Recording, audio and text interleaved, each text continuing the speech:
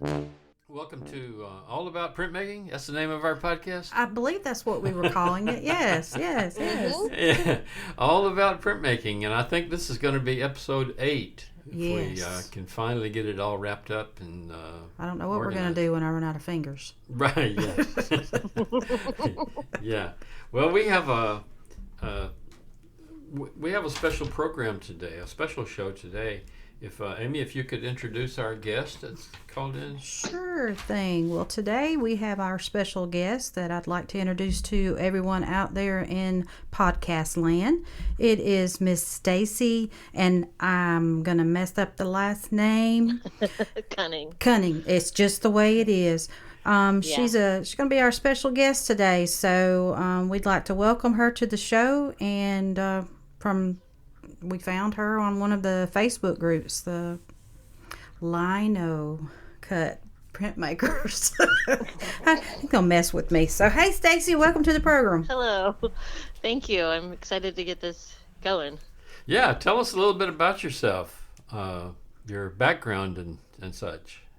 I am from the Pacific Northwest. I'm closest to Portland, so Southwest Washington, near Mount St. Helens. I'm currently on disability, so I'm able to spend quite a bit of time on artwork. I just do gigs like a substitute paraeducator, teacher's assistant, and also I do pet sitting. So kind of just make my own schedule, so I'm able to, expand my skills with art as my body can take it. That's Yeah, awesome. how much time are you able to work on your art any given day? Usually, like the actual carving of the lino, it's 15 minutes at a time, and then I have to take a break. But at tops, a couple hours. But there's lots of breaks. Well, I'm sure it is. Arthritis is no joke. Right. No. Yeah. Did you ever consider other types of printmaking other than lino cutting, or is that just what you're interested in? That's what I'm in right now. I also have tried some woodcut, just a little bit, and that's turning out well. But even the softest wood is not as soft as lino, so it's a little bit harder on the hands. Yeah, and the linoleum stuff you can cut mostly in any direction. Yeah. Where the Yes. wood grain kind of dictates how you cut when you're cutting. Right.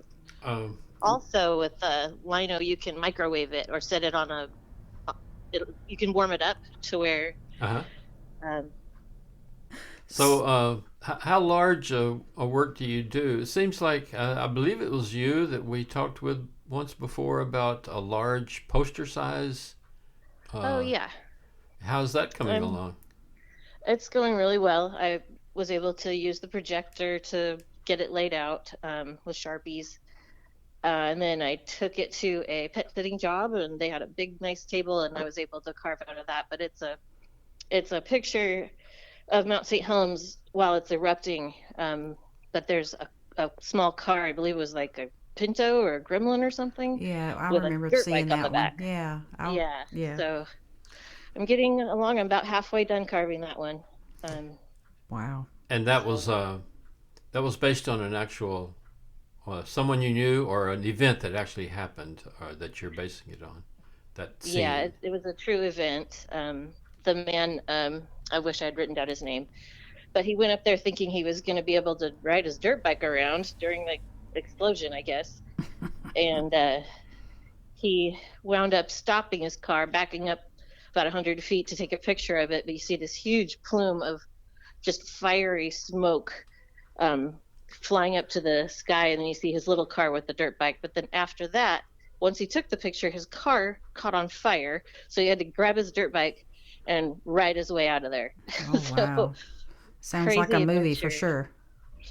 Yeah, and I've tried to find him, find the person, but other people have tried looking for him too, and like on Reddit, Mm-hmm. and no one can find him anymore. They don't know anything more about him. So Wow. I'll keep looking. He sounds like he said, I'm going to go somewhere where it's safe, and I am not going to be in that type of situation anymore. Oh, no kidding. So what is your workspace like at at your own home? Do you have a dedicated area, or do you just kind of have to put it I away have every time? no, it spreads all over the house. The Okay. the office in the back is where I have like most of my stuff, my drying racks and all that. And Mm-hmm. then I do my carving at the kitchen table, so that's spread all over the place too. And then I just took over part of the garage. So It's and growing. thankfully my husband's pretty good about that. He has his own studio for his music stuff, so I'm not crowding him out or anything. There But you go. He's got um, his own man cave, right? yeah, he's understanding of the creative process. There you go. There you go. Got to let those juices flow. So, the physical, I know you have the arthritis issues with your being able to work constantly. Is there any other limitations that are keeping you from doing what you want, other than people raising their hand and say, I need this? No, I that's about it. It's just something that I've come to grips with, and have fibromyalgia too. So I just have to be careful. There you go. I am actually going to start a YouTube channel called the Artist Arthritic, and it will show videos of how I do things with my hands the way they are, Right. and also like show people products that they can buy that Okay. will Well, that was help them along, because yeah. that's really depressing when you get older. I'm a little young to be having this, but other people that are older, they have to give up their their creative stuff because of their hands, but you don't really have to. You Right. can there's things you can do, and that's what the focus of the channel will be once I get it going. That's pretty awesome. You know, Stacy, do you have a place where you sell your prints, or are you that far along on Etsy or anywhere? I'm not. I'm going to put up an Etsy shop here if I ever sit down at a computer and do it.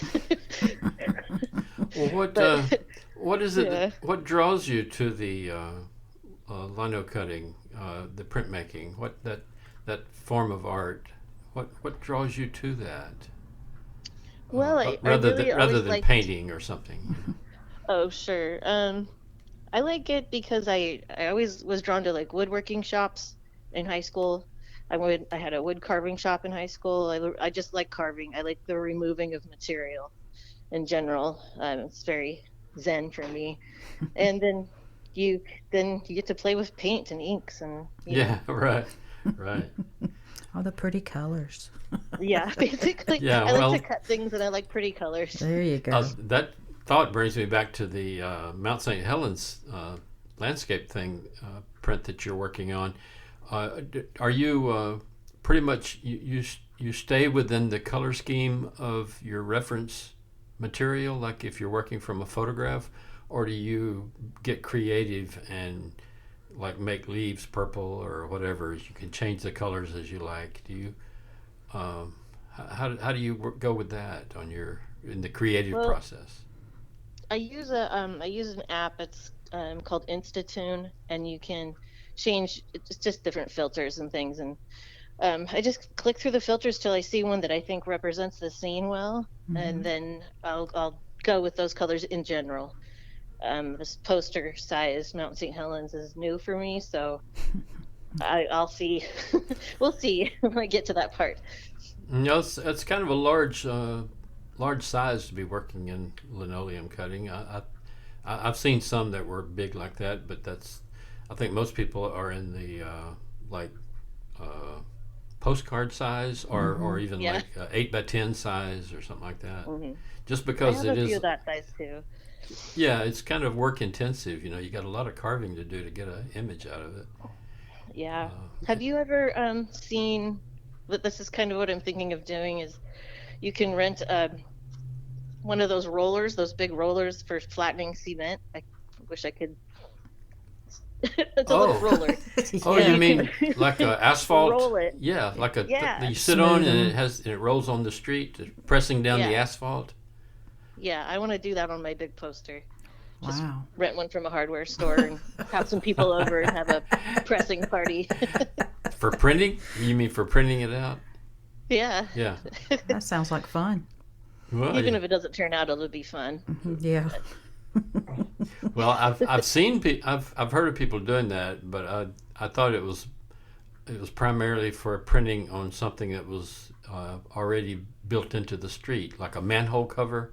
They would ink it up and roll over it, put paper and roll over it with one of those things. Well, you'll have to keep us posted on if you get to do that and how it turns out. I will. Yeah, I need to start pricing the rentals. you just have to be careful you don't get any toes or anybody in the way of it. People. That wouldn't no small children. That's right. Well, aside from the Mount St. Helens scene that you're doing, what normally is your reference, your muse? What inspires you to work on most? Is, like plants, people, landscapes, or animals, landscapes, nature in general. That's what draws me to make anything. I'm also working on a reduction print of the big banyan tree in Maui that was burned there in Lahaina. Oh yeah, this summer. Uh-huh. Yeah, so I'm starting on a reduction print of that. I don't expect to have it done until the next year, but that's something that was meaningful to me because it was terrible what happened, and they expect that tree to come back, but it won't be the same. So it was just something that kind of touched my heart, and I feel better when I'm carving on it and recreating it when it was whole. So it sounds like you are your work is more of a reflection of experiences, feelings, or whatever, rather than just visual representation of imagery. Exactly. Yeah. Yeah, that's the best way I can think about explaining it. A lot of times, I'll just see. It'll just strike me a photograph or something, and I want to paint that, or I want to draw that. Mm-hmm. And it has really no connection spiritually or whatever, It's just random imagery. I guess that's the big reason I tend to do people over the years, because I have a connection with them. Mm-hmm. Oh yeah, yes. Usually it's people that I know, or in the case of when I was doing it for money, for business, it was people that hired me to do a portrait of them or something. But still, there's a human connection there. You get that gleam in their eye, that imagery. Yeah. That one wrinkle that they've been trying to hide all their life, you pointed it out. Thanks, Phil. Yeah. Well, Stacy, I'm sorry about our technological glitch. I hope I can get it all worked out in post-production here. It'll give me a challenge to play with this now for the next few days. Well, it definitely sounded better after you clicked the gray button down. Yeah. Okay. Well, good.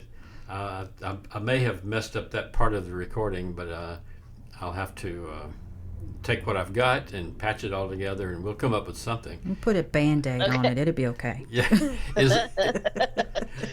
Before I let you go, is there anything that you want to promote, mention, talk about, or?